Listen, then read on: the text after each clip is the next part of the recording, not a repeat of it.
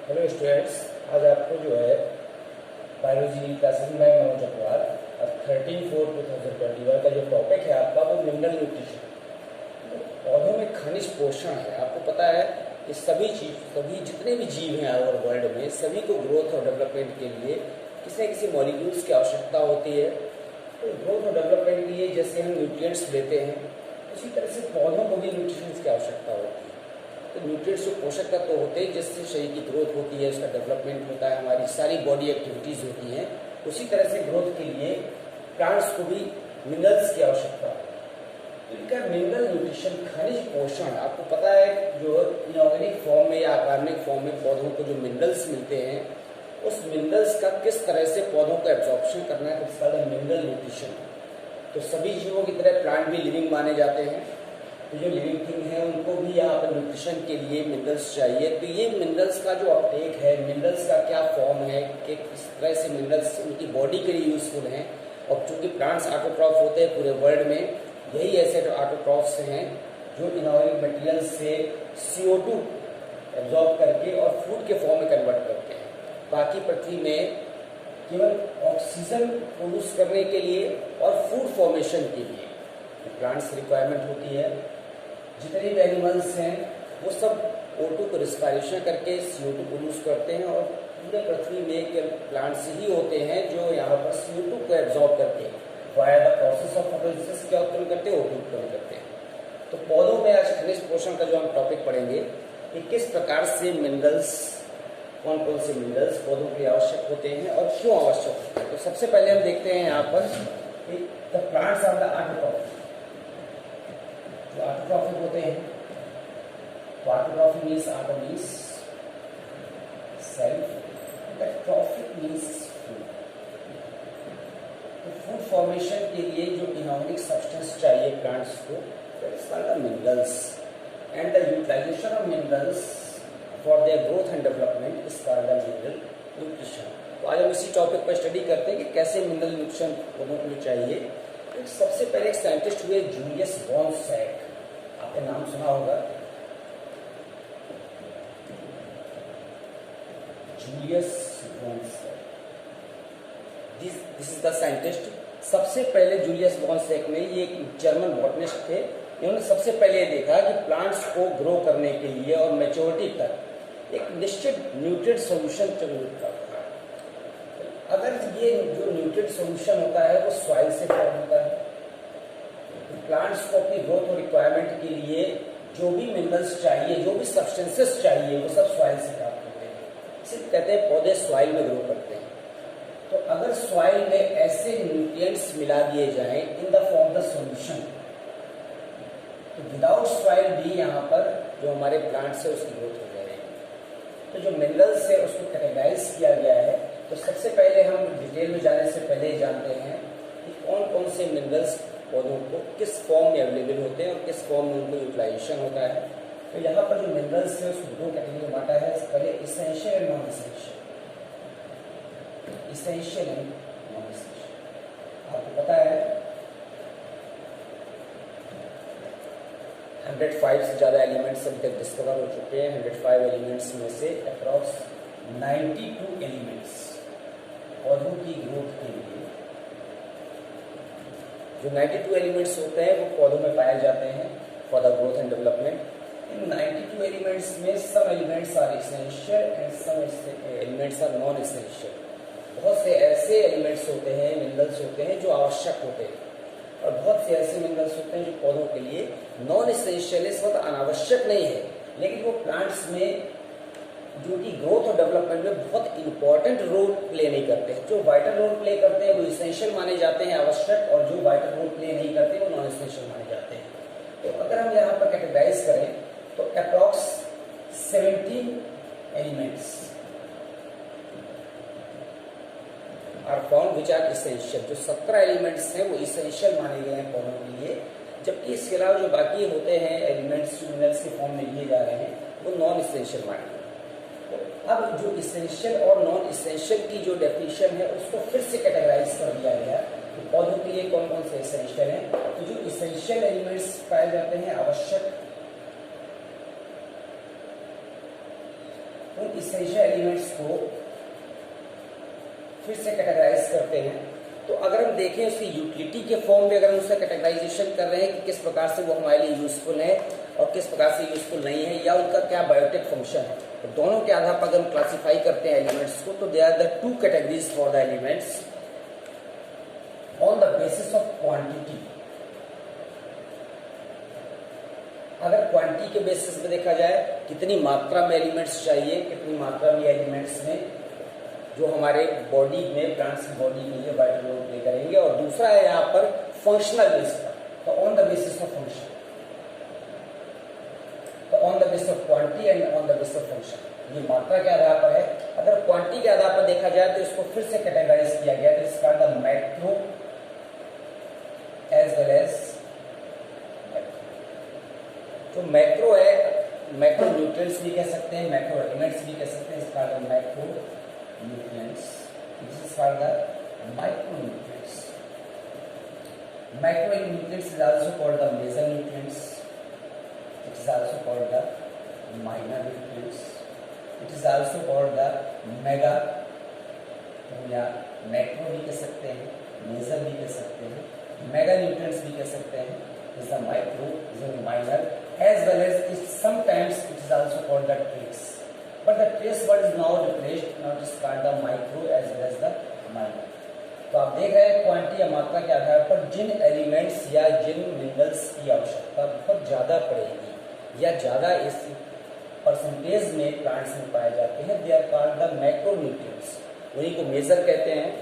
अब ये जो प्लांट बॉडी में इनकी यूटिलिटी है, कार्बन है हमारा, हाइड्रोजन है, ऑक्सीजन है, नाइट्रोजन है, सल्फर है, फास्फोरस है, कैल्शियम है, मैग्नीशियम है, पोटेशियम है, these are called the macronutrients as well as the mesonutrients as well as the meganutrients.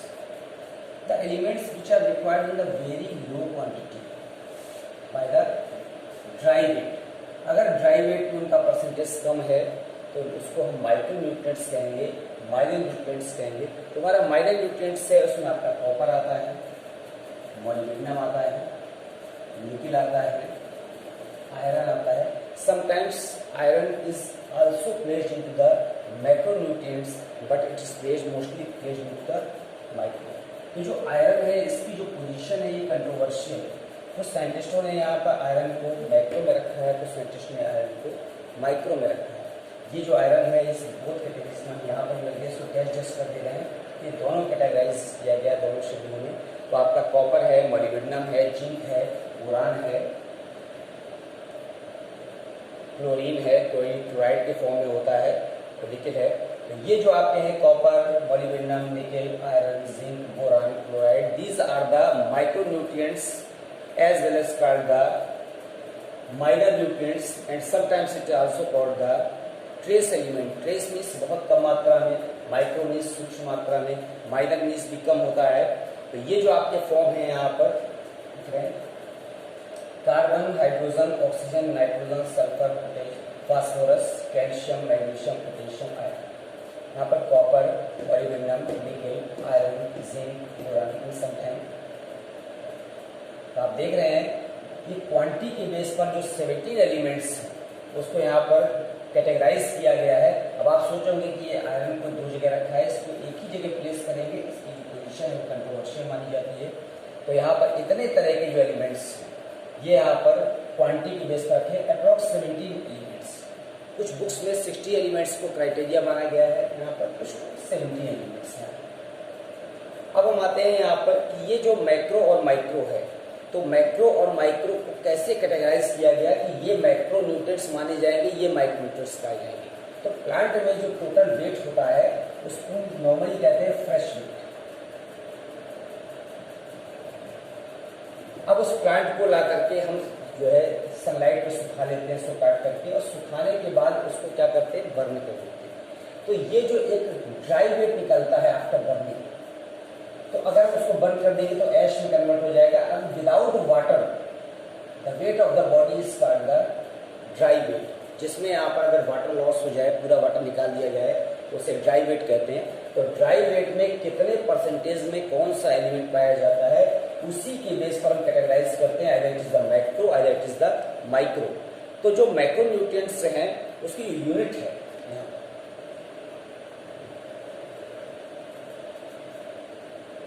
On the basis of quantity.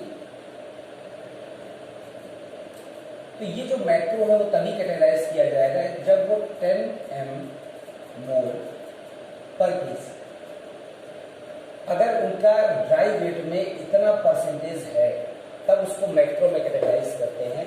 और ये लेस है, अगर इससे ज़्यादा इनकी जो है कंडीशन या इससे ज़्यादा इनकी परसेंटेज लो है तब उसको किसमें कैटेगराइज किया जाएगा, माइक्रो में। तो 10 मोल पर केजी जो परसेंटेज है वो मैक्रो का है, इससे कम मात्रा में माइक्रो का है। अब इसमें कार्बन, हाइड्रोजन, ऑक्सीजन, नाइट्रोजन हम देखते हैं। जो ऑक्सीजन होता है it is the most abundant element, सबसे ज्यादा मात्रा में जो एलिमेंट पाया जाता है वो ऑक्सीजन पाया जाता है। इन्वायरमेंट में पता है 21% होता है। इसके अलावा जो कार्बन, हाइड्रोजन, ऑक्सीजन है, कार्बन, हाइड्रोजन, ऑक्सीजन, तो कार्बन ये CO2 और H2O के फॉर्म में बॉडी में यूज होते हैं, इन्वायरमेंट में ही पाए जाते हैं। और मैक्रो न्यूट्रिएंट्स को यहाँ पर प्राइमरी और सेकेंडरी न्यूट्रिएंट्स में कन्वर्ट किया गया। जो प्राइमरी होता है, आपने देखा है जो प्राइमरी न्यूट्रिएंट्स है, बॉडी में primary and secondary. Primary means which is very very essential for the growth and the development of the plant, it's called the NPK। नाम आप सबने सुना है, nitrogen, phosphorus and potassium. This is the NPK. This is found in the very essentiality in the plants called the primary. अब primary के अलावा जो carbon, hydrogen, oxygen है ये तो नॉर्मली CO2 और H2O के फॉर्म में पाया ही जाता है। तो NPK के अलावा बाकी जितने बचते हैं आपके, कैल्शियम बचता है, मैग्नीशियम बचता है, आपका यहाँ पर सल्फर बचता है, फास्फोरस बचता है, ये सब आपके क्या कहलाएंगे, सेकेंडरी कहलाएंगे। तो जो कैल्शियम है, मैग्नीशियम है, यहाँ पर फास्फोरस है, तो चूंकि फास्फोरस को कैटेगराइज यहाँ पर कर दिया तो कैल्शियम, मैग्नीशियम, सल्फर मेनली जो है ये सेकेंडरी हैं, NPK प्राइमरी है। और इसके अलावा मैक्रो में जो CHO है वो यूनिवर्सल है, कार्बन, हाइड्रोजन, ऑक्सीजन तो पाए ही जाते हैं CO2 H2O के फॉर्म में। तो ये जो क्वांटिटी के बेस पे आपने मिनरल्स को कैटेगराइज किया है मैक्रो, माइक्रो में, उसमें ड्राई वेट में उनके परसेंटेज के आधार पर कि कितना ड्राई वेट परसेंटेज है। अब हम आपको कैटेगराइज करते हैं फंक्शन के आधार पर। जो फंक्शनल एक्टिविटी है यहाँ पर मिनरल्स की, उसके आधार पर कैटेगराइज किया जाए तो 4 कैटेगरीज में बांटा है। कौन कौन सी 4 कैटेगरी है फंक्शन के बेस पे? सबसे पहली कैटेगरी है यहाँ पर कि इसेंशियल एलिमेंट्स होते हैं या कंपोनेंट्स ऑफ बायोमोलिक्यूल्स। तो पहली जो कैटेगरी है बायोमोलिक्यूल्स के फॉर्मेशन में काम आते हैं। बायोमोलिक्यूल्स आपको पता है बॉडी में जितने भी सब्सटेंसेस होते हैं वही substances that are biomolecules.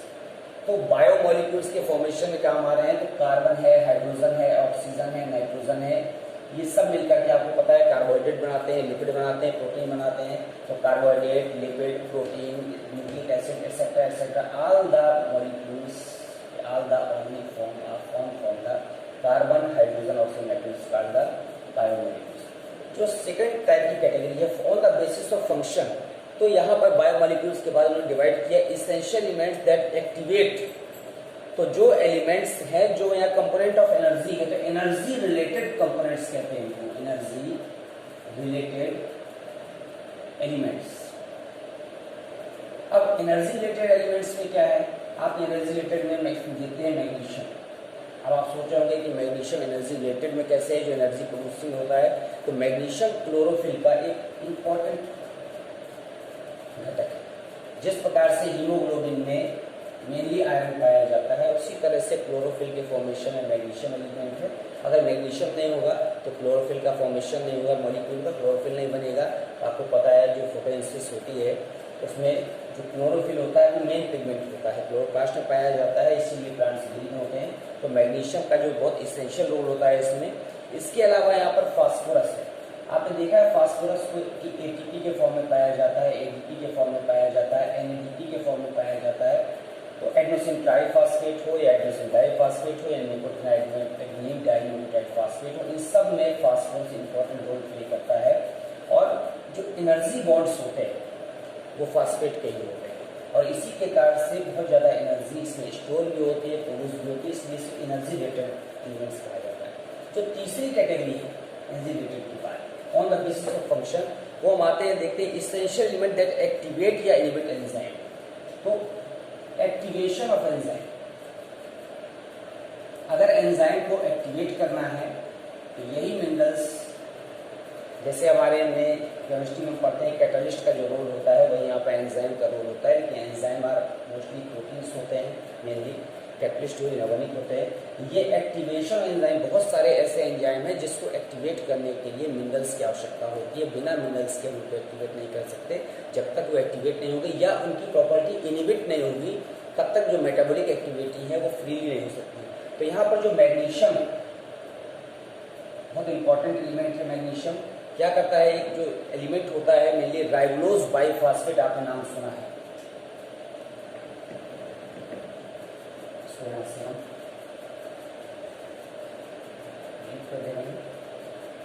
RUBP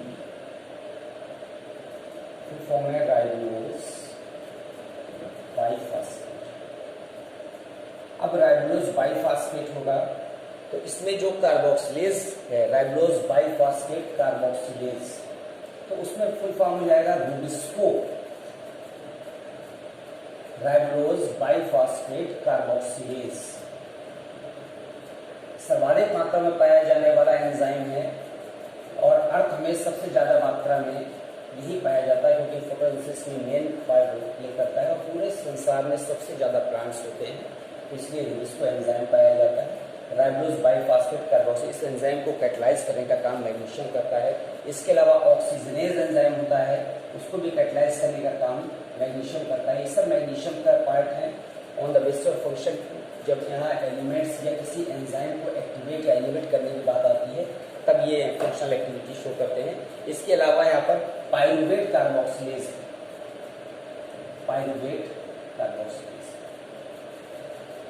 इस एंजाइम एक्टिविटी में भी मैग्नीशियम एसेंशियल होता है। इसके अलावा मैग्नीशियम के अलावा जो एक मेन एलिमेंट होता है वो जिंक होता है। बहुत सारी फिजियोलॉजिकल एक्टिविटीज में एक्टिविटा का रोल प्ले करता है। तो जो जिंक है यहाँ पर ये भी इंपॉर्टेंट है। तो मैग्नीशियम हो गया और जिंक हो गया। तो जिंक कौन सा रोल प्ले करता है, अगर आपने यहाँ पर देखिए एक्टिवेटेड जो एल्कोहल डिहाइड्रोजिनेज होता है, डिहाइड्रोजिनेज में जो मेन रोल प्ले है वो जिंक का।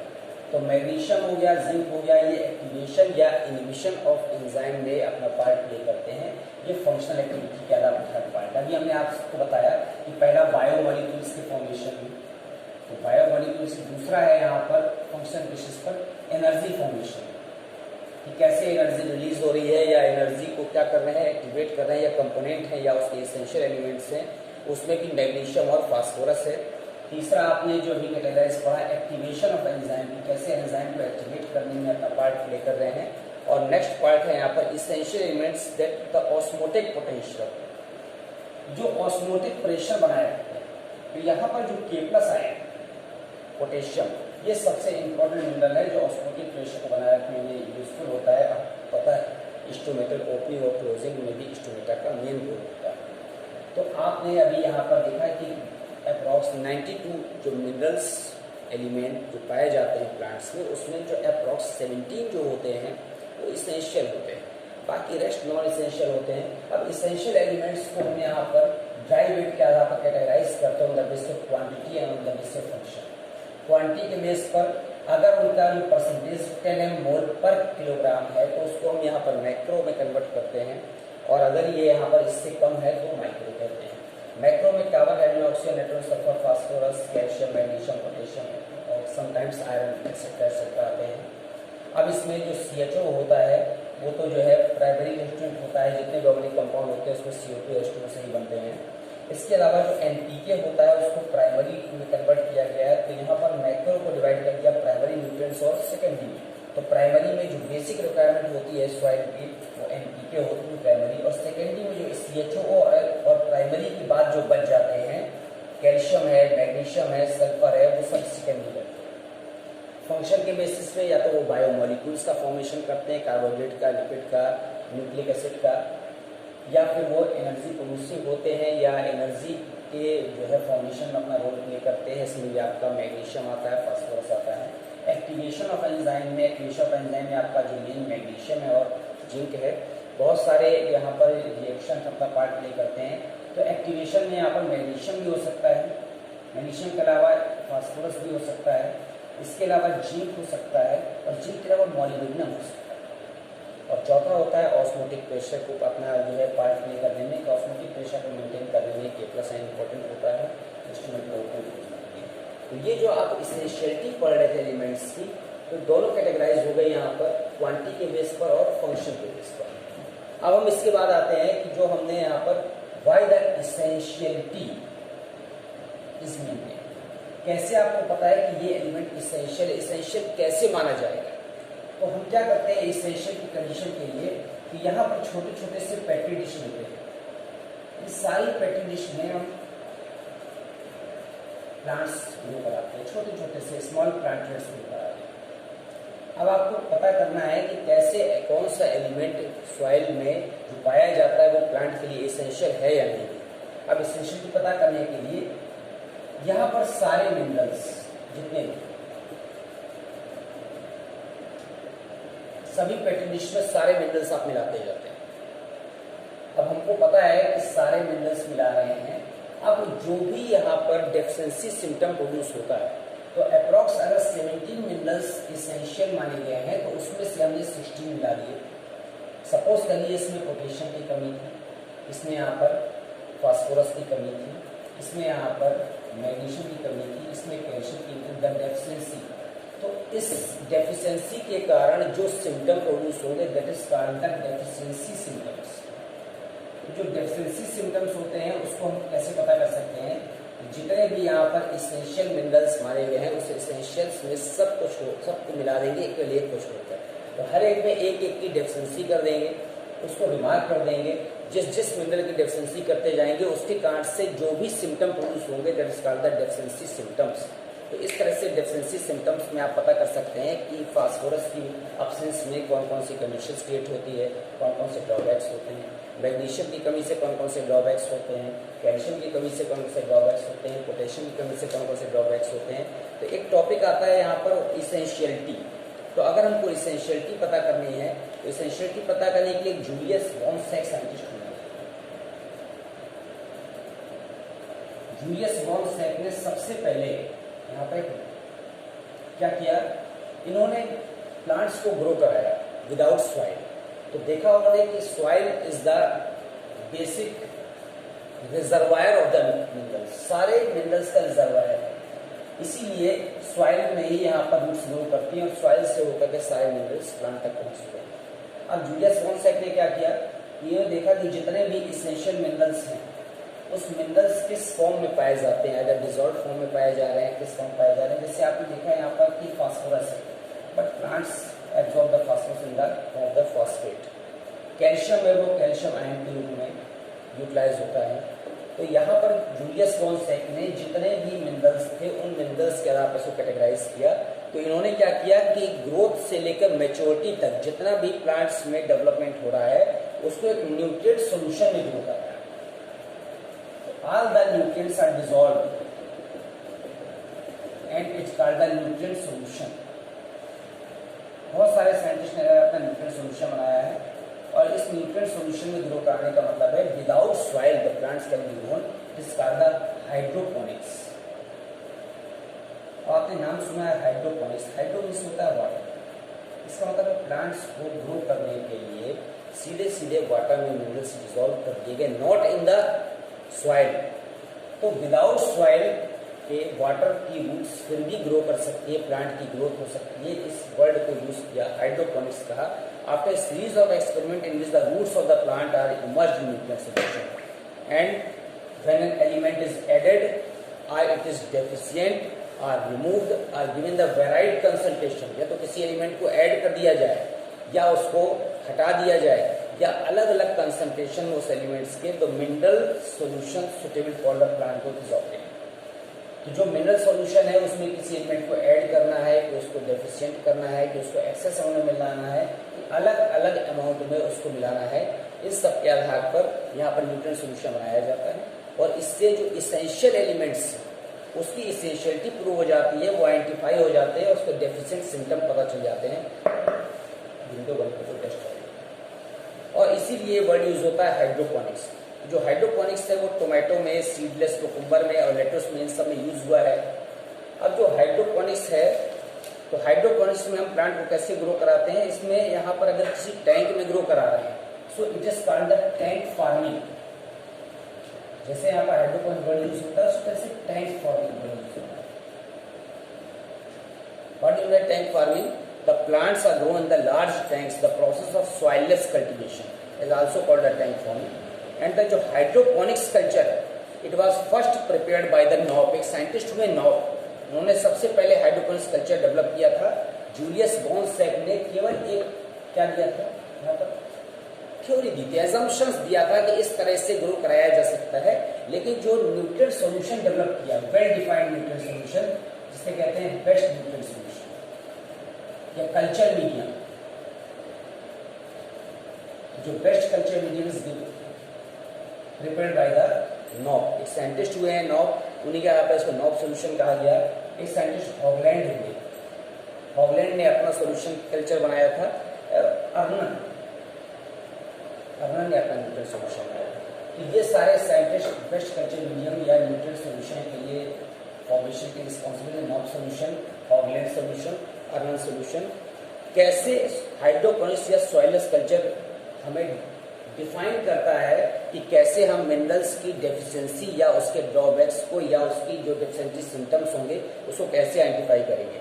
तो यहाँ पर जो हाइड्रोपोनिक्स होता है, the essentiality of the mineral nutrients, किसी मिनरल की प्लांट्स की ग्रोथ और डेवलपमेंट में क्या इसेंशियलिटी है उसको जानने के लिए यूज होता है। The deficiency symptom develop due to non availability, और उस पर्टिकुलर न्यूट्रिएंट्स में उसके ना रहने पर क्या क्या ड्रॉबैक्स होंगे, क्या क्या साइड कैरेक्टर्स डेवलप होंगे, उसको प्रूव करता है।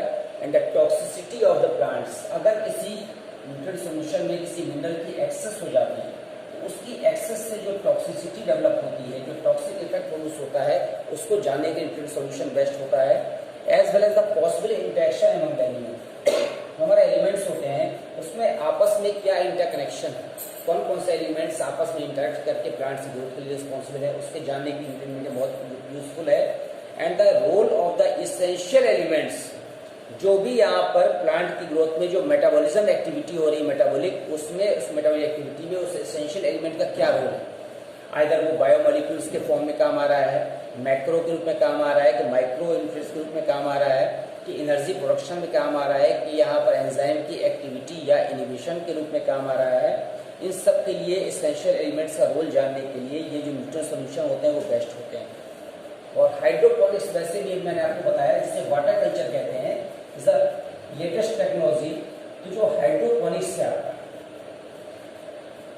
कहाँ पर हाइड्रोपोनिक्स किया जाता है, जहाँ पर बहुत ज्यादा हमारे पास पानी है वहाँ इसकी जरूरत नहीं, जहाँ पर ड्राई लैंड है, वाटर डेफिशिएंटी है, बहुत ज्यादा वाटर डेफिशिएंट है, वाटर की अवेलेबिलिटी नहीं हो रही है, तो ड्राई लैंड में कर सकते हैं। इनफर्टाइल सॉइल में कर सकते हैं, अगर इनफर्टाइल सॉइल है तो वहां पर हाइड्रोपोनिक्स कर सकते हैं। अब इनफर्टाइल सॉइल तो सॉइल में रूट डेवलप नहीं कर रही, कितना भी आप इन्वेस्ट कर रहे हैं यहाँ पर डेवलपमेंट नहीं हो रहा, तो हम यहाँ पर हाइड्रोपोनिक्स कल्चर यूज कर सकते हैं। और हाइड्रोपोनिक्स में आप पीएच को मेंटेन कर सकते हैं, टेम्परेचर को मेंटेन कर सकते हैं। इसके अलावा जो न्यूट्रिएंट सॉल्यूशन है उसमें न्यूट्रिएंट्स की अवेलेबिलिटी को मेंटेन कर सकते हैं, और उसमें जो टॉक्सिक इफेक्ट हो रहा है एक्सेस में उसको कंट्रोल कर सकते हैं। तो ये सारी जो एक्टिविटीज होती हैं वो ह्यूमन बींग्स के कंट्रोल में होती है। इसके अलावा बहुत सारी एडवर्स कंडीशन होती है, उस एडवर्स कंडीशन में हम यहाँ पर प्लांट्स को क्या कर सकते हैं, बचा सकते हैं। जैसे यहाँ पर जो ब्रीडिंग है उसमें ब्रीडिंग का खर्च बच जाता है, जो पेस्ट और जो इंसेक्ट रेजिस्टेंस के लिए जो खर्च करना पड़ता है, पेस्ट इंसेक्ट उसका खर्च बच जाता है, ब्रीडिंग का बच जाता है, खरपतवार जो खेत में उगाती है वो अपने आप नहीं उग पाती। ये सब हाइड्रोपोनिक्स के बेनिफिट है। अब आप यहाँ देखते हैं जो इसेंशियल मिनरल एलिमेंट्स, इसेंशियल 17 माने गए हैं, तो जो इसेंशियल एलिमेंट्स है उसका जो criteria for essentiality, criteria for essentiality of elements, पौधे की जो आवश्यकता है, इसेंशियलिटी है, उसको डिसाइड करने का क्या क्राइटेरिया है, कैसे हम माने कि कौन सा मिनरल प्लांट्स के लिए इसेंशियल है और कौन सा नॉन इसेंशियल है। इसको इसेंशियलिटी को प्रूव करने के लिए यहाँ पर कुछ 2-3 पॉइंट्स दिए जाते हैं जिसके बेस पर हम क्लासिफाई करते हैं या इसके बेस पर हम डिसाइड करते हैं कि yes this is the essential element for the plant, otherwise इसकी एब्सेंस से प्लांट की ग्रोथ नहीं होगी। तो ऐसा elements it must be absolutely necessary for the supporting normal. हमेशा प्लांट्स की नॉर्मल ग्रोथ डेवलपमेंट के लिए वो इसेंशियल होना चाहिए। विदाउट उस एलिमेंट के प्लांट्स की जो ग्रोथ है वो एबनॉर्मल हो जाएगी, सारी मेटाबॉलिक एक्टिविटीज एबनॉर्मल हो जाएंगी। And in the absence of element plant do not complete their life cycle. ऐसा सब्सटेंस या ऐसा मिनरल जो प्लांट की ग्रोथ और डेवलपमेंट के लिए इसेंशियल है और बिना उसके प्लांट की लाइफ साइकिल पूरी नहीं हो सकती, that is the essential. First जो पॉइंट है यहाँ पर कि प्लांट्स की जो लाइफ स्पॉन है, plants do not complete their life spawn. तो प्लांट जो है अपना लाइफ स्पॉन कंप्लीट नहीं कर पाता विदाउट दिस एलिमेंट। तो पहला तो ये हो गया एसेंशियलिटी फीचर कि plant do not complete their life spawn without, ठीक है, and take part in metabolism या take part in growth। सबसे पहले लीजिए ग्रोथ एंड डेवलपमेंट। प्लांट की ग्रोथ और डेवलपमेंट में इसेंशियल होना चाहिए और उसके बिना प्लांट की लाइफ स्पैन पूरी नहीं हो सकती। That is the first essential feature for the essentiality of the element. जो इसेंशियल एलिमेंट्स किसे माना जाए तो पहला फीचर हो गया। The next feature is the requirement of the element must be specific। इसकी जो रिक्वायरमेंट है इस एलिमेंट की वो स्पेसिफिक होनी चाहिए and not replaced by the other elements। कोई भी दूसरा एलिमेंट इस एलिमेंट की डेफिशिएंसी सिम्टम्स को पूरा नहीं कर सकता। यहाँ पर लिखिए any other element can not fulfil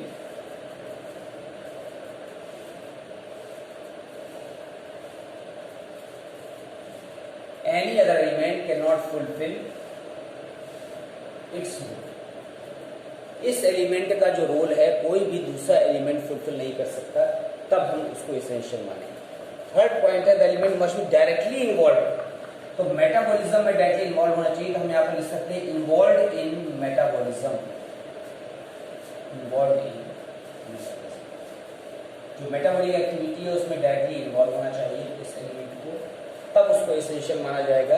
और जो नेक्स्ट कैटेगरी है कि इतने भी जो एलिमेंट है 105 एलिमेंट्स होते हैं, अब तो और ज़्यादा डिस्कवर हो गए हैं, उसमें जितने एलिमेंट्स को इसेंशियल माना गया है उसकी इसेंशियलिटी के लिए सबसे मेन जो की फीचर्स होते हैं, एक और फीचर्स होता है यहाँ पर मेटाबॉलिज्म में इन्वॉल्व होना चाहिए और एज वेल एज इसमें होना चाहिए बॉडी ग्रोथ और डेवलपमेंट में। तो main 3 features plant do not complete their life span without it and take part in the growth and development। The next part is that any other element cannot fulfill its role। कोई भी दूसरा element इसका role fulfil नहीं कर सकता other element की, तभी उसको इसेंशियल माना जाएगा। अगर सपोज करिए नाइट्रोजन को हमने इसेंशियल माना है, तो नाइट्रोजन का जो फंक्शन है, नाइट्रोजन का जो रोल है वो बॉडी की ग्रोथ और डेवलपमेंट में नहीं होगा। नाइट्रोजन के एब्सेंस में प्लांट अपना लाइफ स्पैन पूरा कंप्लीट नहीं कर सकता है। नाइट्रोजन के एब्सेंस में ये कोई भी दूसरा एलिमेंट इसकी इसेंशियलिटी को रिप्लेस नहीं कर सकता। इसके जो फीचर्स हैं, इसके जो रोल हैं, इसके जो फंक्शंस हैं, कोई दूसरा एलिमेंट उसको फुलफिल नहीं कर सकता। और ये डायरेक्टली मेटाबॉलिज्म में क्या होना चाहिए, इन्वॉल्व होना चाहिए, तब हम उसको इसेंशियल मानेंगे। इसी इसेंशियलिटी फीचर्स को देख करके 17 एलिमेंट्स को इसेंशियल माना गया है। तो इसेंशियलिटी को ऐसे ही प्रूव नहीं किया जाता। हमको पता होना चाहिए कि हमारे लिए कौन सा, हमारे प्लांट्स ग्रोथ के लिए कौन सा मिनरल इसेंशियल है, और इस इसेंशियलिटी के आधार पर सारे मिनरल्स को कैटेगराइज कर दिया। अब एक वर्ड यहाँ पर यूज होता है जैसे कहते हैं हाइड्रोपोनिक्स। तो तरह तरह के यहाँ पर कल्चर में यूज किए जाते हैं। तो जैसे हाइड्रोपोनिक्स है, हाइड्रोपोनिक्स को हम वाटर कल्चर कहते हैं। Water culture is also called the soilless culture. Hydroponics का मतलब जल कृषि का मतलब डायरेक्ट सीधे सीधे वाटर में नहीं लगा देना है, वाटर में न्यूट्रिएंट सॉल्यूशन को जो हम ऐड करेंगे तब न्यूट्रिएंट सॉल्यूशन की प्रेजेंस में the role of water just like the soil, जो सॉइल में जो मिनरल्स डिसॉल्व होते हैं या उसमें अरेंज होते हैं उसी तरह से वाटर में यहाँ पर जो मिनरल्स है वो डिसॉल्व कर दिए गए, तब यहाँ प्लांट की ग्रोथ और नॉर्मल डेवलपमेंट प्लांट का होगा। That is called hydroponics. जल कृषि कहते हैं, वाटर कल्चर कहते हैं, मृदा विहीन कल्चर कहते हैं, सॉइललेस कल्चर जिसको कह रहे हैं। ये it is not applicable for the higher and bigger trees, जो जिसे ट्री कहते हैं वृक्ष, उसके लिए उपयोगी नहीं। It is only for the plantlets as well as the small plants, जो इस जिसको हम हर्ब कहते हैं, छोटी छोटी हर्ब्स हैं, उसके लिए तो ये टेक्निक यूजफुल है। बाकी आप सोचें कि हम यहाँ पर बहुत लार्ज ट्रीज जैसे पीपल, बरगद, उन सबको हाइड्रोपोनिक्स कल्चर में ग्रो करा लेंगे तो प्लांटलेट कल्चर पर तो ग्रो करा दें, लेकिन प्लांटलेट कल्चर के बाद जो उसकी ग्रोथ होगी वो बड़ा होने लगेगा तब ये मीडियम सपोर्ट नहीं करेगा। उसके लिए यहाँ पर हमें सॉइल कल्चर ही करना पड़ेगा। इसके बाद हम आते हैं हाइड्रोपोनिक्स के बाद एक और टेक्नोलॉजी आती है सैंड कल्चर। आपको पता है कि प्लांट्स को ग्रो करने के लिए नीचे सपोर्ट चाहिए होता है, सपोर्ट सॉइल का होता है। यहाँ पर हाइड्रोपोनिक्स में उसको ऊपर से धागे से बांधना पड़ता है, तब उसको न्यूट्रिएंट मीडियम में लटका देते हैं, यहाँ से उसको टाइट करके बांध देते हैं धागे से, तब वो हाइड्रोपोनिक्स कहलाता है। सैंड कल्चर में क्या होगा, सैंड में उसकी जो रूट्स जाएंगी तब भी हमको यहाँ पर सोल्यूशन देना पड़ेगा। तो जो ये न्यूट्रिएंट सोल्यूशन हम सैंड में ऐड कर देंगे that is called sand culture. तो बहुत सारे ऐसे डिजर्ट एरियाज हैं जहाँ पर चारों तरफ सैंड ही है, वहाँ पर सॉइल नहीं है, तो सैंड जो है वो रूट्स को उतनी तेजी से बाइंड नहीं कर पाती है। इसके अलावा इसमें मिनरल की डेफिशिएंसी होती है, इसीलिए सैंड कल्चर का मतलब है इसमें हमको न्यूट्रिएंट सोल्यूशन ऐड करना पड़ेगा, उसको सैंड कल्चर कहेंगे। तो हाइड्रोपोनिक्स हो गया, यहाँ पर सैंड कल्चर हो गया। इसके अलावा एक आता है यहाँ पर, तो आपने देखा होगा अगर उनको सीधे सीधे एयर में ग्रो करा रहे हैं तो एयर में ग्रो कराने के लिए एक बहुत टेक्निकल वर्ड यूज होता है। आप में से कोई बता सकता है उस वर्ड को क्या कहते हैं? उसे कहते हैं एरोपोनिक्स। क्या कहते हैं? एरोपोनिक्स। जैसे हाइड्रोपोनिक्स का मतलब है जल में, उसी तरह से एरोपोनिक्स का मतलब है एयर में। अब आप सोचोगे एयर में कैसे प्लांट लटक जाएगा, या आपने सोचा कि एयर में प्लांट लटका दिया तो हमारा एक डेवलपमेंट हो जाएगा। तो ये यहाँ पर छोटे छोटे बॉक्सेस होते हैं, These are the boxes। In boxes के अंदर जो प्लांट्स की रूट रहती है, तो यहां पर एक वर्ड यूज करते हैं न्यूट्रिएंट मिस्ट। मिस्ट आपने नॉर्मली कहा होगा कुहासा को कहते हैं, वेपर के फॉर्म में रहता है, वो न्यूट्रिएंट मिस्ट के फॉर्म में यहाँ पर न्यूट्रिएंट्स होते हैं और उससे ये प्लांट की, तो जो फंक्शन यहाँ पर सॉइल का था, सॉइल में जो मिनरल्स थे वो जिस तरह से वायर रूट्स या रूट हेयर से एब्जॉर्ब हो रहे थे, तो वो यहाँ पर रूट और रूट हेयर्स को न्यूट्रिएंट्स वेपर के फॉर्म में मिल रहे हैं। That is called the nutrient mist, is also called the aeroponics. जो aeroponics system, it is the growing of the plant with the roots bath in the nutrient mist, the cloud of moisture in the air. तो air में जो cloud का जो moisture होता है उसमें nutrients मिला दिए जाते हैं, that is called the aeroponics. और ये जो मेथड यूज हुआ था सबसे पहले वो सिट्रस और ओलिव में यूज हुआ था। तो जितने भी सिट्रस फ्रूट्स होते हैं, ओलिव आपको पता है जैतून के तेल को कहते हैं या जैतून को कहते हैं, तो जो सिट्रस होता है, ओलिव होता है, उसमें ये कल्चर यूज होता है। एरोपोनिक्स का सक्सेसफुली यूज किया गया, न कि हमेशा यूज होता है, उसमें न्यूट्रिएंट्स मिस्ट के फॉर्म में थे, that is called the aeroponics. तो अभी आपने देखा इससे हाइड्रोपोनिक्स है, इसी तरह से सैंड कल्चर है, उसी तरह से एरोपोनिक्स है। इसके बाद आपने देखा कि एक होता है यहाँ पर प्लांट में फ्रेश वेट और ड्राई वेट, उसकी भी स्टडी कर लेते हैं कि कैसे फ्रेश वेट और ड्राई वेट निकालते हैं।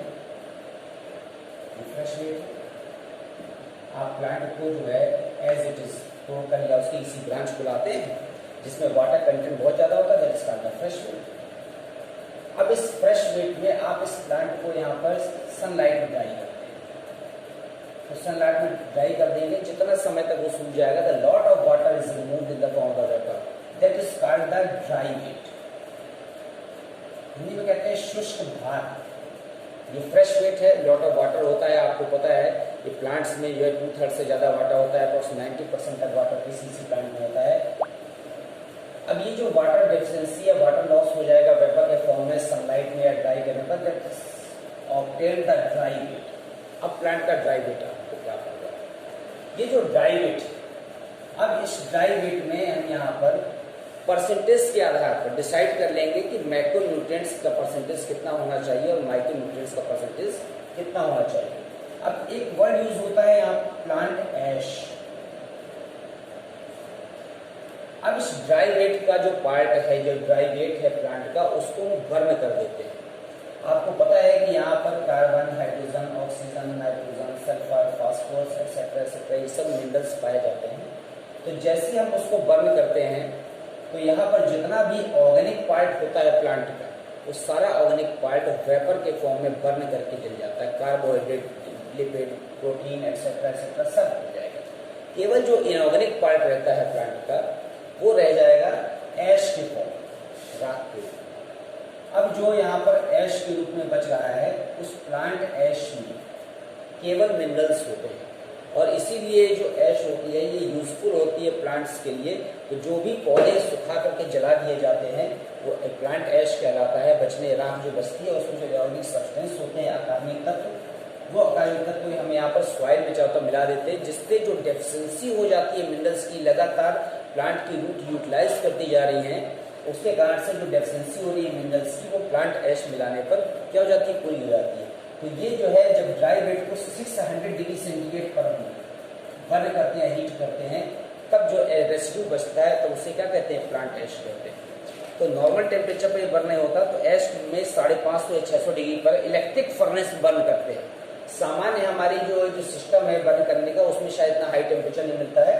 तो जैसे इसको इलेक्ट्रिक फर्नेस या मफिन भट्टी आपने नाम सुना होगा, तो ये जो इलेक्ट्रिक फर्नेस है इसमें हम इसको बर्न करते हैं, तब वो प्लांट ऐश बचता है। और जो प्लांट ऐश होता है उसमें ड्राई वेट में क्या 2 से 10% पार्ट बच जाता है।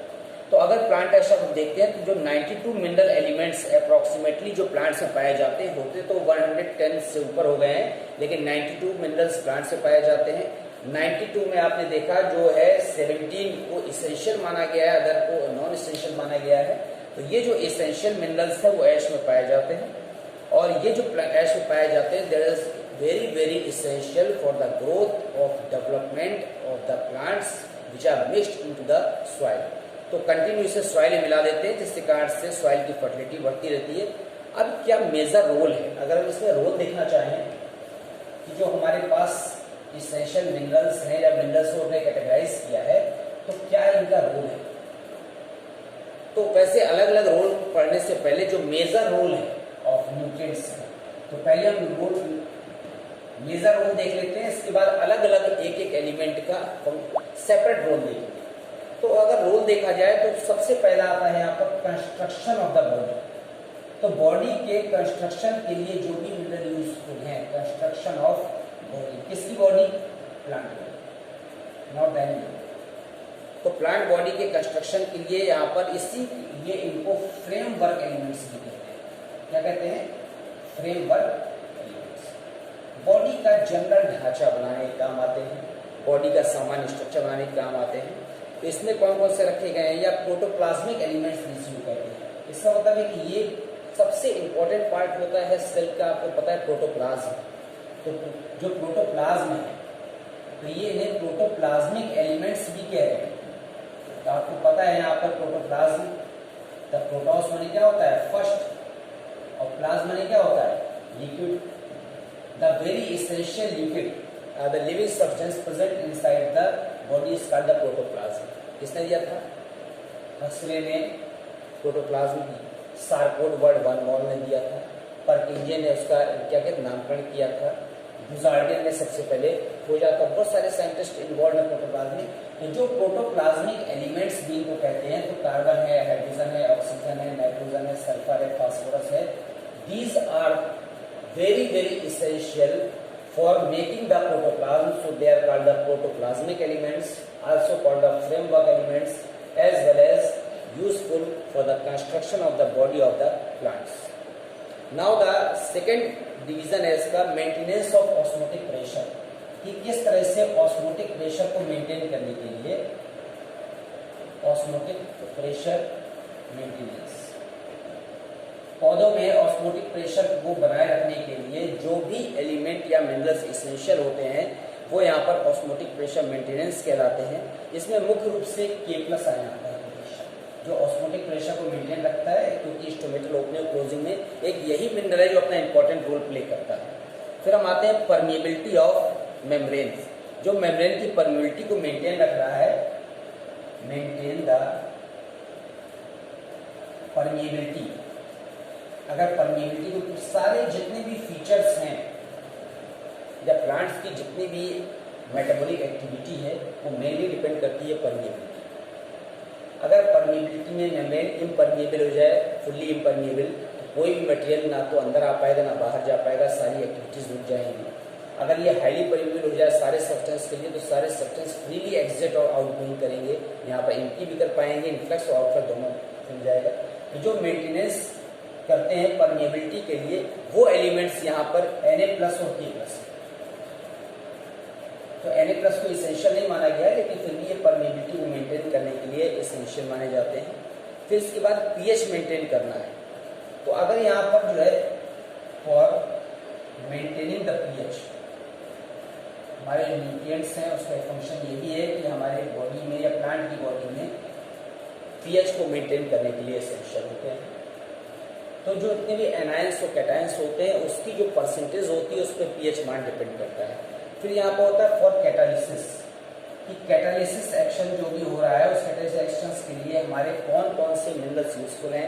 आपको पता है जिंक होता है मेनली, कॉपर होता है, मैग्नीज होता है, मोलिब्डेनम होता है, कई कंडीशन में मैग्नीशियम भी है। ये सब कैटालिसिस के लिए इंपॉर्टेंट है। As well as the toxic effect, बहुत सारे ऐसे मिनरल्स हैं जो एक्सेस में पाए जाते हैं तो अपना टॉक्सिक इफेक्ट प्रोड्यूस करते हैं। इस टॉक्सिक इफेक्ट के कारण टॉक्सिसिटी प्रोड्यूस हो जाती है, जिससे प्लांट्स की जितनी मेटाबॉलिक एक्टिविटीज हैं वो स्लो हो जाती है। तो यहाँ पर टॉक्सिक इफेक्ट के लिए कॉपर है, आर्सेनिक है, ये वाले एलिमेंट्स माने गए हैं। कॉपर के साथ आर्सेनिक, आर्सेनिक एक्चुअली इसेंशियल नहीं माना गया है, लेकिन फिर भी ये टॉक्सिक इफेक्ट प्रोड्यूस करता है। इसके अलावा फंक्शन को बैलेंस करने के लिए बहुत सारे ऐसे यहाँ पर मिनरल्स हैं जो इसके फंक्शन को बैलेंस करते हैं सेल के। तो प्लांट इसी तरह से प्लांट का जो पूरा ग्रोथ और ओवरऑल जो मेकअप है उसको मेंटेन करने के लिए जो न्यूट्रिएंट्स का रोल है उसको डिवाइड किया गया फ्रेमवर्क एलिमेंट्स में, प्रोटोप्लाज्मिक एलिमेंट्स में। Carbon, hydrogen, oxygen, nitrogen, sulphur, phosphorus, these are the protoplasmic elements also called the framework elements as well as the maintaining the plant body structure. Second, for maintaining the osmotic pressure, इसमें K+ ion है जो osmotic balance को बनाए रखता है। Maintaining the permeability, तो sodium और potassium है, सोडियम पोटेशियम पंप आपने नाम सुना होगा। वो सोडियम पोटेशियम जो होते हैं वो हमारी परमिएबिलिटी को, सेल की परमिएबिलिटी मेंटेन करते हैं।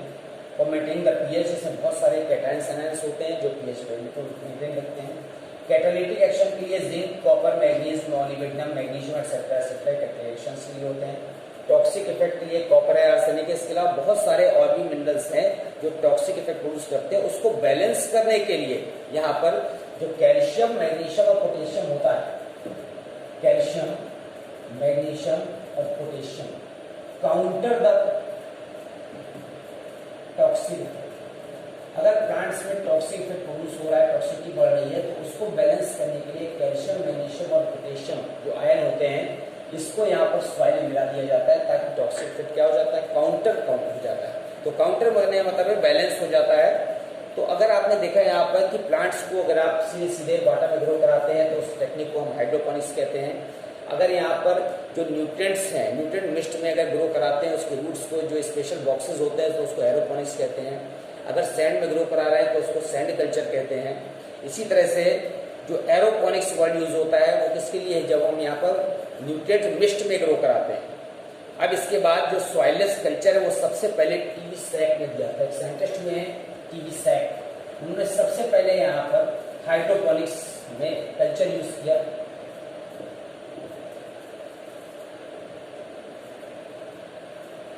फिर आप देखते हैं कि जो ऑटोट्रॉफ हैं, प्लांट्स को मिनरल्स किस तरह से यूजफुल। अब इसके बाद एसेंशियलिटी के बाद हम आते हैं कि nutrient solution, various type of nutrient solution are available in the market में बहुत सारे न्यूट्रिएंट सॉल्यूशन पाए जाते हैं। ये न्यूट्रिएंट्स होते क्या है, न्यूट्रिएंट्स को एक वाटर में या स्पेशल कंडीशन में डिसॉल्व करके जो सॉल्यूशन का फॉर्म दिया गया है, तो nutrient solution is the solution in which all the minerals present in the balance amount dissolved in the water. तो ये जो है वाटर में सारे मिनरल्स बैलेंस अमाउंट में डिसॉल्व है, which is essential for the growth as well as maintenance and development of the plant body. तो उसे न्यूट्रिएंट सॉल्यूशन कहते हैं। मैंने आपको 2-3 सॉल्यूशन बताया था कि सबसे पहले नॉब एक साइंटिस्ट हुए, तो उन्होंने अपना सॉल्यूशन बनाया था जिसका नाम नॉब सॉल्यूशन। इसी तरह से एक साइंटिस्ट हुए, सेट ने बनाया था, अर्नन ने बनाया था, इसे अर्नन सॉल्यूशन कहते हैं। इसके अलावा हॉगलैंड ने बनाया था। तो ये जो सॉल्यूशन बनाए गए हैं, इन सॉल्यूशन को बेसिकली एक एक पढ़ना। सबसे पहले हम आते हैं यहाँ पर, एक साइंटिस्ट ने बनाया था knob solution.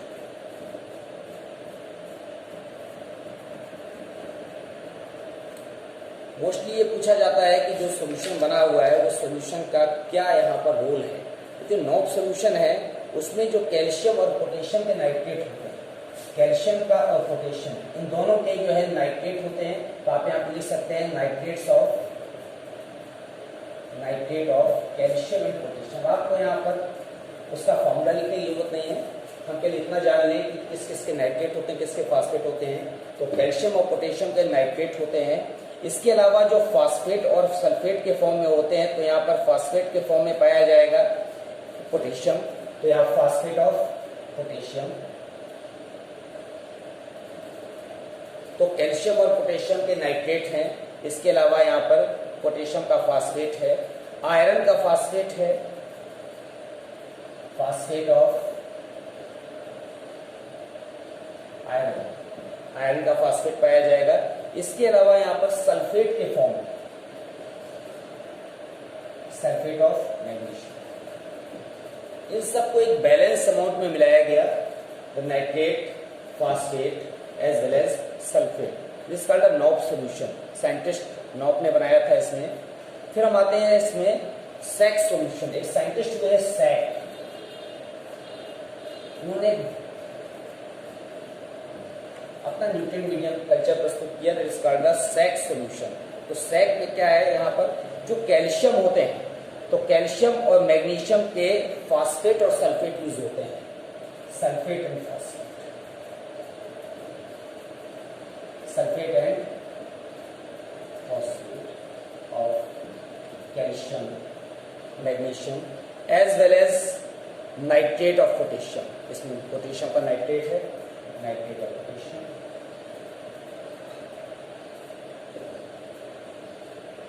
As well as iron chloride है, मैग्नीशियम फास्फेट है, पोटेशियम नाइट्रेट है, सोडियम क्लोराइड है, etcetera etcetera, all the other minerals. इसके अलावा एक है Arnon and Hoagland solution. Scientist का आपने नाम सुना होगा, अर्नन हॉगलैंड सॉल्यूशन। दो अलग अलग साइंटिस्ट हैं, अर्नन हॉगलैंड। उन्होंने अपना कल्चर मीडियम बनाया था, सॉल्यूशन बनाया था, it's called the Arnon Hoagland culture medium. इसमें जो नाइट्रेट्स हैं वो कैल्शियम पोटेशियम के नाइट्रेट ऐड किए गए हैं। यहाँ पर nitrate of calcium as well as potassium. Potassium और कैल्शियम के नाइट्रेट के अलावा जो फास्फेट यूज किया गया, अमोनियम फास्फेट। अमोनियम का जो फॉर्मूला होता है NH4 होता है। तो अमोनियम के यहाँ पर फास्फेट और किससे लिख सकते हैं, phosphate of ammonium as well as sulphate of magnesium.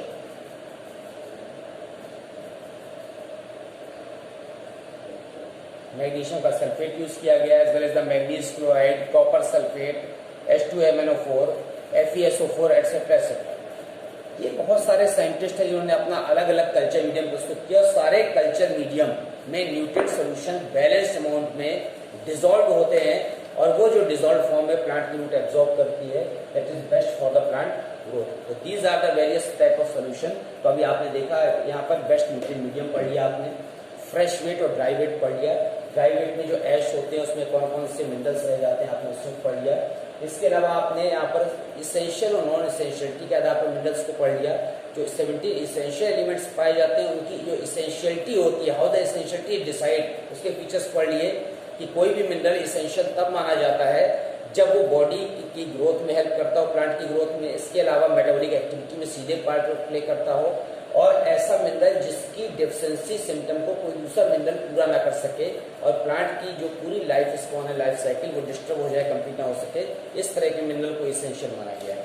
अब यहाँ पर इसेंशियलिटी को कंफर्म करने के लिए बात आती है कि कैसे कंफर्म करें कि ये प्लांट के लिए इसेंशियल है या नहीं। तो मैंने आपको बताया कि जो भी यहाँ पर छोटी छोटी पेट्री डिश में आप प्लांट ग्रो कराते हैं, प्लांटेड ग्रो कराते हैं, उन सब वो एक एक मिनरल्स की डेफिशिएंसी क्रिएट करते हैं। अगर यहाँ पर पोटेशियम की डेफिशिएंसी है तो K+ होता है, तो यहाँ पर पोटेशियम की डेफिशिएंसी, यहाँ पर फास्फोरस की डेफिशिएंसी, यहाँ पर कैल्शियम की डेफिशिएंसी, यहाँ पर मैग्नीशियम की डेफिशिएंसी। तो all the other 16 essential elements 17 होते हैं, तो 16 तो ऐड किए गए सब में, लेकिन पर्टिकुलर एक एक मिनरल की डेफिशिएंसी कर दी गई। उसके कारण से आपको उसके डेफिशिएंट सिम्टम पता चल जाएंगे कि पोटेशियम की डेफिशिएंसी से कौन सा फंक्शन क्या होता है, डिस्टर्ब होता है, प्लांट की ग्रोथ में क्या साइड इफेक्ट पड़ता है, फास्फोरस के कारण से क्या होता है, कैल्शियम की डेफिशिएंसी से कौन से सिम्टम अराइज होते हैं, मैग्नीशियम की डेफिशिएंसी से कौन से सिम्टम अराइज होते हैं। इसी को करते हुए अगर हम यहाँ पर आते हैं कि वेरियस टाइप ऑफ के जो मिनरल्स हैं उनके फंक्शन क्या है, तो अभी आपने नॉर्मली मेजर वे में पढ़ा है, जनरल रोल। अब हम पढ़ते हैं स्पेसिफिक रोल ऑफ मिनरल्स।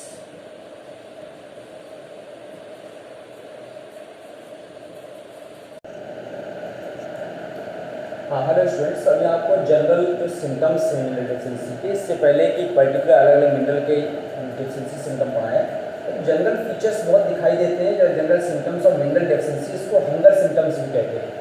जो हंगर सिम्टम्स का मतलब है कि ये जो जनरल डेफिशिएंसी फीचर्स हैं, अगर ये दिखाई दे रहे हैं तो आप समझिए कि पौधे की जो ग्रोथ है वो ओवरऑल नहीं हो रही है, कहीं ना कहीं उसमें साइड इफेक्ट आ रहा है। तो सबसे पहले हम आते हैं स्टंटिंग। स्टंटिंग का मतलब होता है जो ग्रो हो रही है वो स्लो हो रही है, ग्रोथ स्लो होता है। अब जब ग्रोथ स्लो डाउन हो रही है तो निश्चित है कि जो उसका एपिकल पार्ट है, स्टेम है, वो कंडेंस रह जाता है और एक रोजेट फॉर्म प्रकट होता है। जो यहाँ पर रोजेट फॉर्म, पौधे जो है छोटे संघनित रह जाते हैं और वहीं पर उसकी ब्रांचिंग शुरू हो जाती है, तो rosette form it is called stunting. तो ये अगर स्टंटिंग फीचर्स प्रदर्शित हो रहे हैं तो आप समझ लीजिए कि मिनरल की डेफिशिएंसी फीचर्स है। दूसरा पार्ट है नेक्रोसिस। जो नेक्रोसिस वर्ड यूज होता है, नेक्रोस मैंने होता है यहाँ पर क्या करना, सड़ना। अगर कोई पार्ट प्लांट का सड़ना शुरू हो गया है, मोस्टली एपिकल टिप से शुरू होता है सड़ना या फिर स्टेम टिप से होता है या किसी पार्ट से, तो इसका नेक्रोसिस। जो नेक्रोसिस सिम्टम है, वो नेक्रोसिस सिम्टम में वो पार्ट क्या हो जाता है, डैमेज होने लगता है, डिसइंटीग्रेट होने लगता है। जिससे आपको धीमे धीमे जो आपको पार्ट दिखाई दे रहा है वो डैमेज हो रहा है, तो सॉफ्ट होने लगता है, गलने लगता है वो part. Chlorosis it is called हरितहीनता। आपको पता है कि नाइट्रोजन और मैग्नीशियम की जो डेफिशिएंसी होती है वो मोस्टली क्लोरोसिस प्रदर्शित करती है, हरितहीनता। अब जो क्लोरोसिस होती है तो अब ये मिड वेन में हो सकती है, मध्य वेन, ये इंटरवेनल नेक्रोसिस या क्लोरोसिस हो सकती है। किस पार्ट में क्लोरोसिस शुरू है और वहाँ पर पढ़ाई लॉस हो जाएगा due to the deficiency of the nitrogen as well the magnesium. तो ये सबसे कॉमन फीचर है। जब हरितहीनता आएगा तो पत्तियाँ पीली हो जाएगी, जब पीली हो रहेगी तो प्रकाश संश्लेषण ऑटोमेटिक कम हो जाएगी, तो प्लांट की ग्रोथ रुक जाएगी क्योंकि फूड फॉर्मेशन नहीं होगा। इसके बाद हम आते हैं मॉटलिंग। मॉटलिंग का मतलब होता है चितकबरी पत्तियाँ, चितकबरी। अब जो मॉटलिंग होते हैं स्पॉट आ जाते हैं, तो पत्तियों में तरह तरह के धब्बे दिखाई पड़ते हैं। जो धब्बे दिखाई दे रहे हैं, निश्चित है कि वहाँ पर क्लोरोफिल की कमी हो गई है। जो क्लोरोफिल की कमी हो गई है तो मिनरल की डेफिशिएंसी से हो रही है। ये सब डेफिशिएंसी सिम्टम्स दिखाई दे रहे हैं। तो जो मॉटलिंग है, मॉटलिंग के कारण प्रकाश संश्लेषण दर कम हो जाएगी और उस पर्टिकुलर पार्ट में क्लोरोफिल नहीं बनेगा। जब क्लोरोफिल नहीं होगा तो फूड फॉर्मेशन नहीं होगा और पत्तियाँ चितकबरी या धब्बेदार दिखाई देगी। This are the other deficiency symptom. एक कॉमन सिम्टम है लीफ कर्व। ये जो प्लांट की जो ग्रोथ है, जैसे यहाँ पर लीफ डेवलप होती है, तो लीफ जब डेवलप होती है तो इस पार्ट पर लीफ ऐसे कर्लिंग है। अब अगर किसी पार्ट से लीफ कर्ल हो रहा है तो आप समझ जाइए कि इसका डेफिशिएंसी सिम्टम कोई पर्टिकुलर मिनरल की यहाँ पर डेफिशिएंसी हो रही है। ऐसा नहीं है कि प्लांट में धूप ज़्यादा लग रही है या सनलाइट किसी कारण से लीफ कर्ल हो रहा है। ये जो लीफ कर्लिंग है, तो लीफ कर्लिंग है, मॉटलिंग है, क्लोरोसिस है, नेक्रोसिस है, स्टंटिंग है, ये सब डेफिशिएंसी सिम्टम या हंगर सिम्टम कहलाते हैं जो आपको प्लांट्स में दिखाई देते हैं। और इसको देख करके आप एक आइडिया लगा सकते हैं कि प्लांट्स में किस मिनरल की कमी हो गई है। तो सारे जो भी मिनरल उसके पर्टिकुलर जो फंक्शन है समझाने से पहले ये आपको जनरल सिम्टम्स पता होने चाहिए विल्टिंग, विल्टिंग का मतलब होता है सूख जाना। अब यहाँ पर प्लांट का जो टिप है वो विल्ट कर रहा है। प्लांट में जो इनर साइड पर जो जाइलम से वेस्कुलर कनेक्शन आया जाइलम फ्लोएम का, तो अगर वहाँ से वाटर में ब्लॉकेज हो गया है, वाटर ऊपर ट्रांसलोकेट नहीं हो पा रहा, तो विल्टिंग हो जाएगी। तो प्लांट सूख गया, किसी पार्ट में हो सकता है, एपिकल टिप में हो सकता है, शूट में हो सकता है, रूट में हो सकता है, लीफ में हो सकता है। तो स्टम्पिंग है, नेक्रोसिस है, क्लोरोसिस है, मॉडलिंग है, लीफ कर्ल है, विल्टिंग है, ये सारे यहाँ पर डेफिशिएंसी सिम्टम है। अब डेफिशिएंसी सिम्टम जो हमने पढ़े, इस डेफिशिएंसी सिम्टम के बाद हम अगर जनरल फीचर्स में आते हैं कि जो प्लांट्स में जनरल इसेंशियल मिनरल्स हैं, उस इसेंशियल मिनरल्स में एक एक मिनरल का अगर हम यहाँ पर रोल देखते हैं और साइड इफेक्ट देखते हैं, तो सबसे पहले यहाँ पर जो इसेंशियल मिनरल्स हैं, carbon, hydrogen, oxygen, nitrogen, sulphur, phosphorus, calcium, potassium, magnesium, manganese, molybdenum, iron, copper, boron, nickel, etcetera etcetera, ये एसेंशियल में जो CHO कार्बन, हाइड्रोजन और ऑक्सीजन, ये बॉडी फ्रेमवर्क एलिमेंट्स कहलाते हैं, प्रोटोप्लाज्मिक एलिमेंट्स कहलाते हैं। इसके अलावा नाइट्रोजन, सल्फर, फास्फोरस भी है, लेकिन बेसिक जो कार्बन, हाइड्रोक्सीजन है, तो कार्बन, हाइड्रोक्सीजन का जो मेन रोल होता है वो CO2 और H2O के फॉर्म में इन्वायरमेंट से और प्लांट के बीच में उनका कनेक्शन होता है। ये कार्बोहाइड्रेट के फॉर्मेशन में हेल्पफुल होते हैं, लिपिड के फॉर्मेशन में होते हैं। तो carbohydrate, lipid, protein, vitamin, nucleic acid etcetera etcetera, सारे जितने भी ऑर्गेनिक कंपाउंड बन रहे हैं उसमें बॉडी के फ्रेमवर्क एलिमेंट के रूप में CHO यूज होता है। कार्बन, हाइड्रोक्सीजन, आपको पता है कि यहाँ पर जो कार्बन है तो जो CO2 प्रोड्यूस हो रही है, तो पूरी अर्थ में केवल एक फिनोमिना है, केवल एक प्रोसेस है, photosynthesis, by which we convert the CO2 into the O2। तो CO2 को यूटिलाइज करके O2 में कन्वर्ट करने की केवल फोटोसिंथेसिस ऐसी प्रोसेस है। बाकी जितनी भी वर्ल्ड में प्रोसेस हैं, जितने भी एनिमल्स हैं, वो सब O2 का यूज़ करते हैं, इनहेल करते हैं, बदले में क्या रिलीज करते हैं, CO2 रिलीज करते हैं। तो CO2 responsible for the global warming, इसीलिए टेम्परेचर धीरे धीरे ग्रो कर रहा है, बढ़ रहा है, क्योंकि CO2 ग्लोबल वार्मिंग के लिए रिस्पॉन्सिबल है। तो अगर CO2 को लगातार O2 में कन्वर्ट करना है तो केवल प्लांट्स ही ये फंक्शन कर सकते हैं, तो by the process of photosynthesis.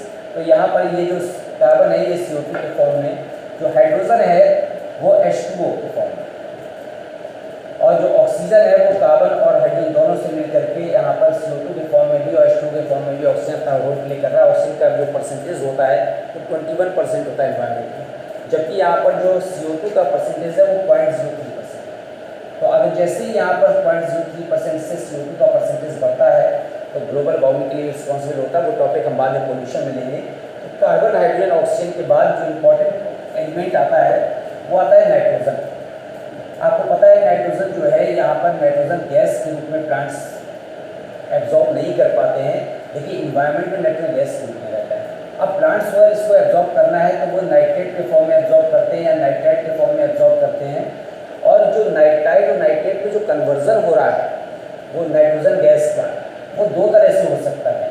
एक तो यहाँ पर फिजिकल कन्वर्जन हो रहा है, एक बायोलॉजिकल फिक्सेशन हो रहा है। तो फिजिकल फिक्सेशन भी हो सकता है, यहाँ पर जो थंडरिंग होती है, बिजली चमकती है, बादल गरजते हैं, उसके कारण से इसे फिजिकल इफेक्ट कहते हैं। और दूसरा है यहाँ पर बायोलॉजिकल नाइट्रोजन फिक्सेशन, इसको बाद में अलग से नाइट्रोजन साइकिल में पढ़ाएंगे। यहाँ पर जो नाइट्रोजन है वो पौधों की ग्रोथ के लिए एसेंशियल होता है। इसके अलावा नाइट्रोजन बहुत सारे ऐसे बेसिक कंपाउंड्स होते हैं जिसमें नाइट्रोजन की एसेंशियलिटी होती है। अगर नाइट्रोजन नहीं है तो बहुत सारे डेफिशिएंसी फीचर प्रदर्शित होंगे, मेनली क्लोरोसिस प्रदर्शित होता है। तो क्लोरोसिस का मतलब हरिहीनता, इसका मतलब है कि यहाँ पर जो क्लोरोफिल है, क्लोरोफिल के फॉर्मेशन में मेनली तो यहाँ पर मैग्नीशियम एलिमेंट होता है, लेकिन नाइट्रोजन अपना रोल प्ले करता है। इसके कारण से स्टंटेड ग्रोथ हो जाती है, तो बॉडी ग्रोथ हो जाती है, वो स्टंटेड हो जाती है, छोटे रह जाते हैं, रोजेट आकार के हो जाते हैं, क्लोरोसिस के लक्षण प्रकट होते हैं। इसके अलावा बहुत सारे ऐसे एंजाइम हैं जिसमें नाइट्रोजन अपना इंपॉर्टेंट रोल प्ले करता है। तो नाइट्रोजन में की जो डेफिशिएंसी सिम्टम के बाद हम आते हैं फास्फोरस में। तो फास्फोरस जो प्लांट फास्फेट आयन के रूप में एब्जॉर्ब करते हैं, ATP फॉर्मेशन में, ADP फॉर्मेशन में, NADP के फॉर्मेशन में, निकोटिनामाइड एडिनिक डाइन्यूक्लियोटाइड फास्फेट के अलावा बहुत सारे ऐसे एंजाइम हैं जिसमें फास्फोराइलेज इस फास्फोराइलेज एंजाइम के रूप में यहाँ पर फास्फोरस यूज़ होता है, एटीपी, एडीपी, एडीपी का फॉर्मेशन में यूज़ होता है। इसके अलावा जो यहाँ पर सीड के जर्मिनेशन में अगर इसकी डेफिशिएंसी हो जाए तो सीड आसानी से जर्मिनेट नहीं करता है। तो सीड जर्मिनेट नहीं करेगा तो ग्रोथ भी आगे नहीं होगी, प्लांट्स आपको डेवलप नहीं होगा, क्योंकि आपको दिखाई नहीं देगा, सॉइल के ऊपर ही नहीं आएगी उसकी जो सीड टिप है। तो सीड के जर्मिनेशन में भी हेल्प कर रहा है, एनर्जी प्रोडक्शन में भी हेल्प कर रहा है, एंजाइम के फॉर्मेशन में भी कर रहा है। यहाँ पर जो है जो काइनेज एंजाइम वो में भी हेल्प करता है यहाँ पर फास्फोरस की प्रेजेंस में। तो ये जो नाइट्रोजन है, फास्फोरस है, इसके अलावा बात करें पोटेशियम है, तो एनपीके को यहाँ पर प्राइमरी न्यूट्रिएंट्स भी कहते हैं, क्योंकि सॉइल में सबसे ज़्यादा एसेंशियलिटी होती है एनपीके की। तो नाइट्रोजन हो गया, फास्फोरस या पोटेशियम। जो पोटेशियम होता है ये K+ आयनों के लिए, K+ आयनों के लिए यूजफुल होता है। इसके अलावा इंस्ट्रूमेंटल ओपनिंग और क्लोजिंग में भी करता है, opening and closing of instrument. इसी के कारण से यहाँ पर ऑस्मोटिक प्रेशर मेंटेन होता है। तो ओपनिंग क्लोजिंग ऑफ इंस्ट्रूमेंट के साथ साथ ऑस्मोटिक प्रेशर को मेंटेन करने में ऑस्मोटिक प्रेशर मेंटेनेंस का रोल प्ले करता है। और बहुत सारे ऐसी मेटाबॉलिक एक्टिविटीज़ हैं जो पोटेशियम की प्रेजेंस में ही होती है। अब पोटेशियम की अगर यहाँ पर डेफिशिएंसी हो जाती है किसी प्लांट में तो बहुत सारे डेफिशिएंसी सिम्टम्स प्रदर्शित होते हैं। इसीलिए इसको नाइट्रोजन, फास्फोरस और पोटेशियम को क्या कहते हैं, प्राइमरी न्यूट्रिएंट्स कहते हैं। तो प्राइमरी न्यूट्रिएंट्स हमने अलग किया था, CHO को अलग कर दिया, फ्रेमवर्क एलिमेंट है। NPK जो यहाँ पर प्राइमरी न्यूट्रिएंट्स कहलाते हैं, उसके डेफिशिएंसी फीचर्स अलग होते हैं। इसके अलावा NPK के बाद हम आते हैं, इसमें बहुत सारे ऐसे एलिमेंट्स हैं जिसको यहाँ पर सेकेंडरी कहा गया। तो जो मैक्रो है, मैक्रो में CHO को अलग कर दीजिए, इसके अलावा NPK को अलग कर दीजिए, और NPK को अलग करने के बाद जो शेष जो बचता है उसको क्या कहते हैं, यहाँ पर सेकेंडरी कहते हैं। तो सेकेंडरी में आपका आता है कैल्शियम, आता है मैग्नीशियम, आता है। इसको पढ़ने से पहले हम यहाँ पर जो इसेंशियलिटी फीचर्स उसको नेक्स्ट टॉपिक में लेंगे। तो हम यहाँ पर जितने भी मिनरल्स बचे हुए हैं उसका जो फंक्शन है वो देखेंगे। इसके अलावा कैसे यहाँ पर ट्रांसलोकेशन होता है मिनरल्स का, वो ट्रांसलोकेशन नहीं हो पाया था, तो मिनरल्स के फंक्शन के बाद इसका ट्रांसलोकेशन देखेंगे नेक्स्ट। Okay, thank you.